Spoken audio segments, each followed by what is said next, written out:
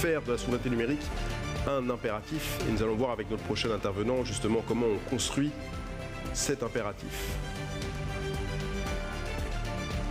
Allez-y, montez, je vous en prie.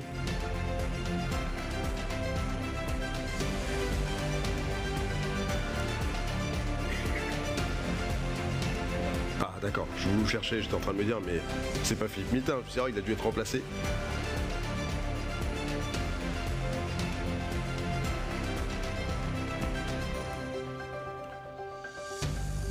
Voilà.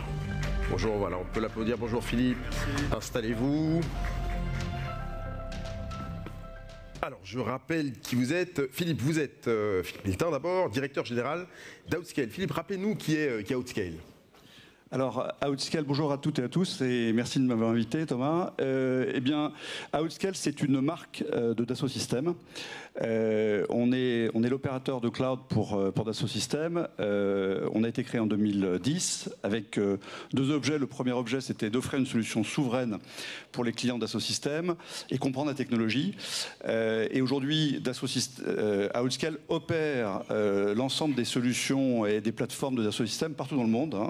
On opère aujourd'hui dans 36 data centers et on accompagne les 370 000 clients de Dassault Systèmes qui opèrent en mode SaaS. Et donc aujourd'hui, Outscale en est l'opérateur. En matière de souveraineté, c'est la première question que j'ai envie de vous poser. Pas mal de personnes, en tout cas celles que j'ai eu l'occasion de rencontrer ces derniers mois et ces dernières années, pensent que la bataille est finie, notamment en matière d'infrastructure. Qu'est-ce que vous leur dites? Qu'est-ce que vous leur répondez?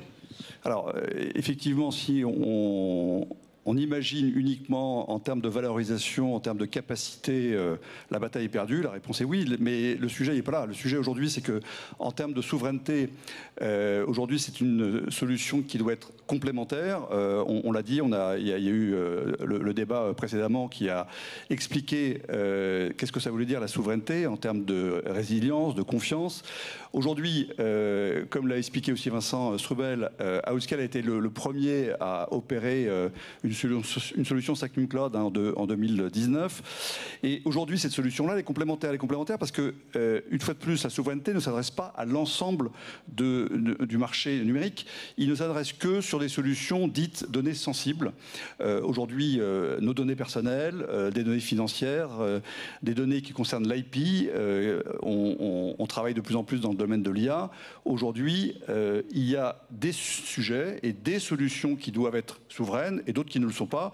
Donc on est parfaitement complémentaires et en aucun cas aujourd'hui, on est là pour remplacer les GAFAM. Comment justement on construit des offres qui sont... alors vous venez de le dire, l'idée n'est pas forcément de concurrencer, mais un tout petit peu quand même. Comment est-ce qu'on construit des offres qui sont justement fonctionnellement capables de faire pièce à ce que proposent AWS, Microsoft et compagnie? Est-ce qu'il faut également les concurrencer sur ce que je mentionnais plus tôt, qui est l'une des critiques récurrentes, qui est celle de la profondeur de catalogue? Alors, une fois de plus, c'est absolument pas le sujet. On n'est pas là pour avoir une compétition sur la profondeur du catalogue. On est là pour offrir des solutions qui soient totalement sécurisées, de confiance, optimisées aussi en termes d'efficacité énergétique. On a par exemple aujourd'hui chez Outscale notre propre hyperviseur orchestrateur. Donc on n'est pas lié au sujet par exemple de type VMware sur lequel on aurait une dépendance technologique forte. On a aujourd'hui un niveau de catalogue qui nous permet d'opérer tout type d'application. Par exemple, on a les sujets de containerisation, tout ce qui est Kubernetes. Aujourd'hui, c'est la facilité de porter et d'opérer une application très facile sur le cloud et qui est aussi interopérable. Donc ça, c'est aussi un élément très important. Et donc aujourd'hui, on démontre qu'on opère un certain nombre d'applications dites critiques sur le cloud. Une fois de plus, c'est pas la profondeur du catalogue qui nous est imposée par nos clients. Ce qui nous est imposé par nos clients, c'est d'avoir un minimum, je dirais, de solutions qui soient opérables. Et donc aujourd'hui, c'est exactement ce qui est fait. L'autre chose qui est aussi très importante, c'est qu'avec l'arrivée de l'IA, aujourd'hui, de plus en plus, les clients comprennent l'importance d'opérer dans un environnement souverain. Et donc, une fois de plus, il faut avoir en tête que Secnum Cloud, qu'est-ce qu'apporte Secnum Cloud? Parce qu'il faut aussi comprendre qu'est-ce qu'apporte, c'est quoi l'apport de Secnum Cloud. Vincent Stroubel l'a rappelé. Le Secnum Cloud aujourd'hui nous donne une immunité aux lois extraterritoriales. Donc, de façon légale aujourd'hui, nos opposants, parce qu'aujourd'hui, on est dans une souveraineté qui est, je dirais, défensive. Hein, c'est pas une souveraineté pour pouvoir garder cette indépendance. On est là aussi pour se défendre, garantir aujourd'hui cette souveraineté sur notre IP, sur, une fois de plus, nos données personnelles, parce qu'aujourd'hui, quand vous regardez un petit peu ce qui se passe dans le monde, à la fois chez les Américains, mais à la fois en Russie et en Chine, la propagande, la déstabilisation, le profilage des populations devient extrêmement important. Donc tout ça, c'est quand même extrêmement fondamental pour notre civilisation, pour notre protection en France et en Europe, d'avoir des solutions qui nous protègent totalement. Et aujourd'hui, cette souveraineté numérique, et notamment la souveraineté Secnum Cloud en France, est importante. On va revenir sur la partie Europe. Vincent l'a aussi bien expliqué.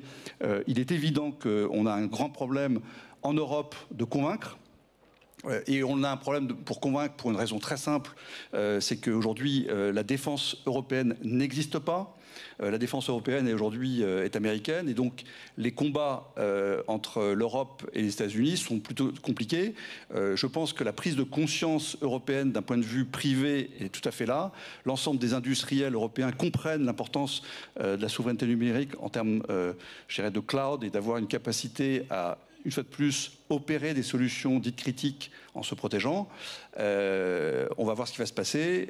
Il y a une prise de conscience maintenant, évidemment, avec la situation géopolitique et avec notre meilleur agent, comme le disait aussi tout à l'heure Vincent, Donald Trump. Mais il faut que ça bouge très lentement. On n'est pas très confiant là-dessus, mais on espère une fois de plus que l'Europe va réagir. On l'a entendu aussi ce matin, pas mal des intervenants, en tout cas quelques-uns, disaient qu'ils attendaient justement un geste fort de l'État ou à défaut de l'Europe pour soutenir les différents écosystèmes, encore une fois français et européens. Pour vous, quelle peut être la nature du soutien que doit fournir la France et ou l'Europe aux membres de l'écosystème de leur cybersécurité, IA ou d'autres? Une fois de plus, on l'a dit tout à l'heure, on veut des preuves d'amour, donc on a besoin de commandes. Et donc, ce qu'il faut, c'est quand même multiplier les projets publics, privés. Il faut réorienter des commandes.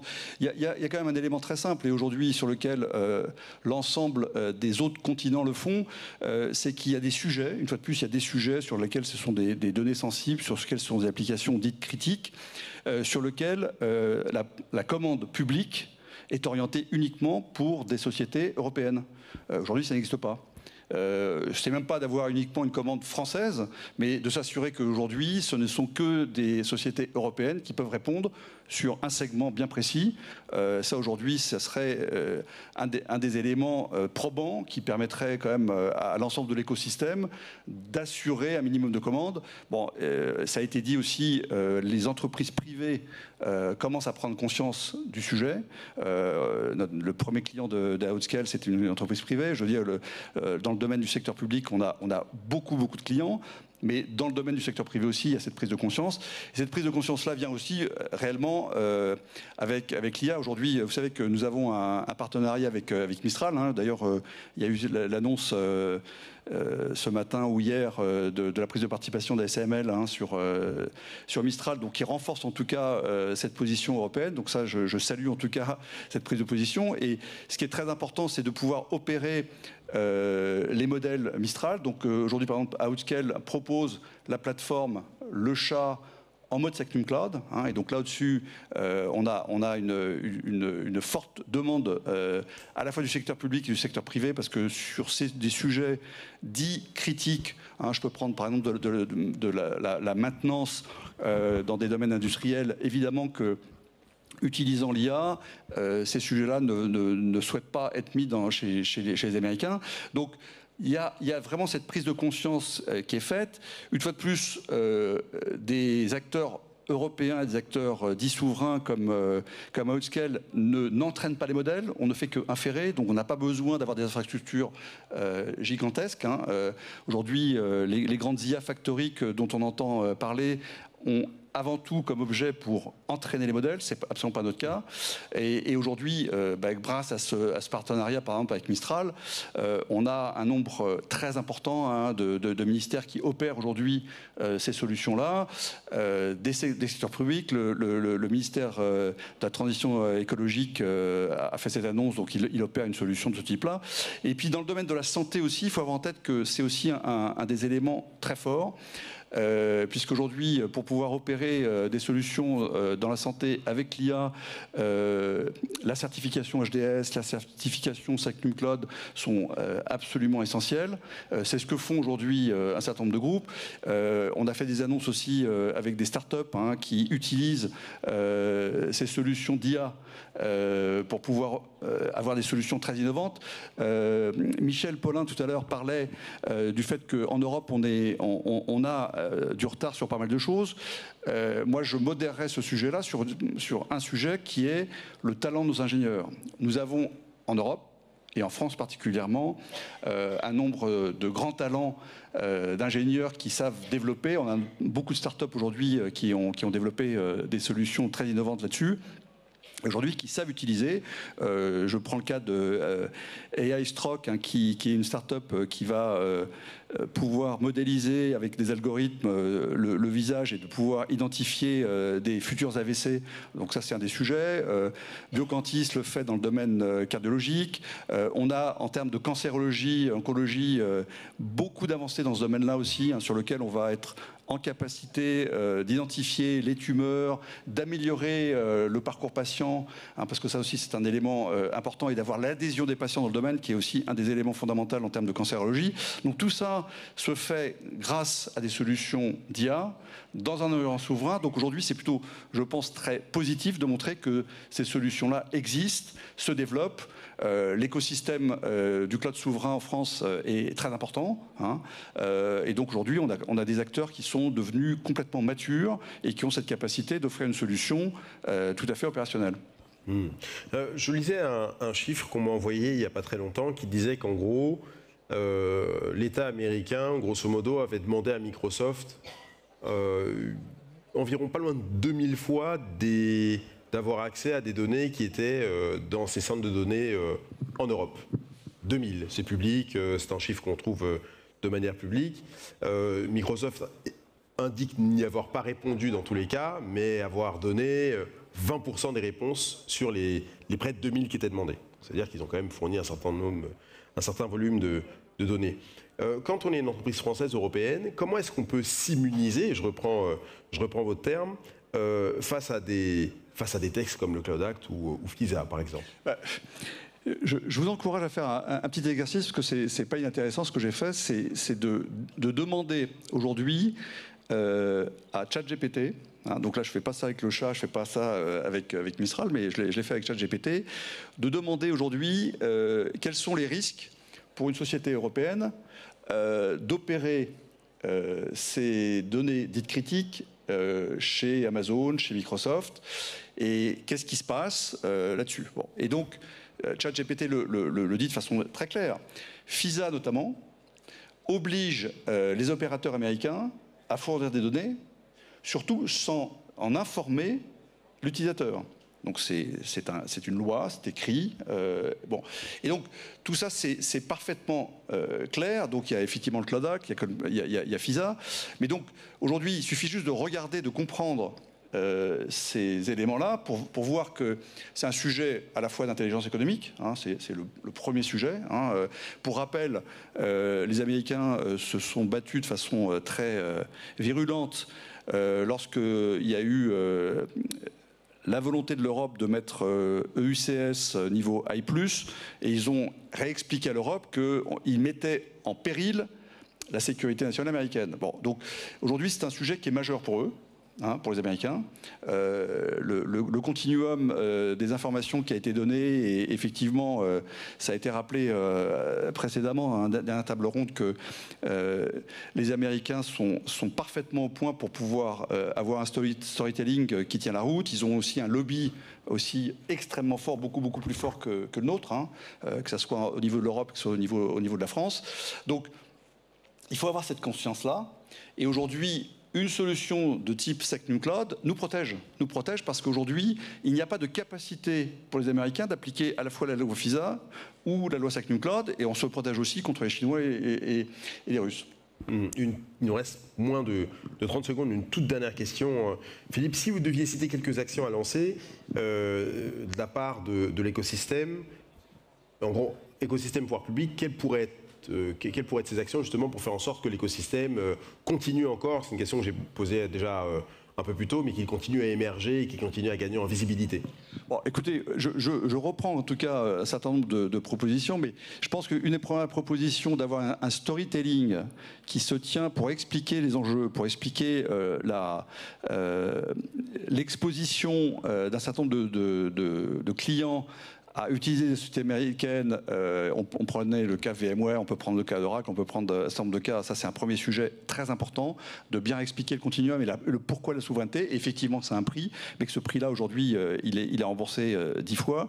Le deuxième sujet, je pense, c'est d'avoir vraiment une commande publique qui puisse s'appliquer pour des sociétés européennes et françaises, et d'avoir une préférence là-dessus, et c'est pas une préférence, mais une obligation sur un certain nombre de sujets. Et le troisième sujet, de mon point de vue, c'est de faire émerger les talents, de pouvoir favoriser les talents. J'intervenais aussi dans le domaine de la santé pour dire que, par exemple, faire venir les ingénieurs dans le domaine des hôpitaux, c'est un élément très important. Il faut encore favoriser, on a de grands talents pour pouvoir développer des solutions d'IA, des solutions dites souveraines, des solutions numériques en cybersécurité de tout type. Aujourd'hui, il faut accélérer et continuer le développement dans ces domaines-là. Et ce sera le mot de la fin. Merci beaucoup. Merci Philippe. Merci beaucoup. Merci Thomas. Allez, je vous libère avec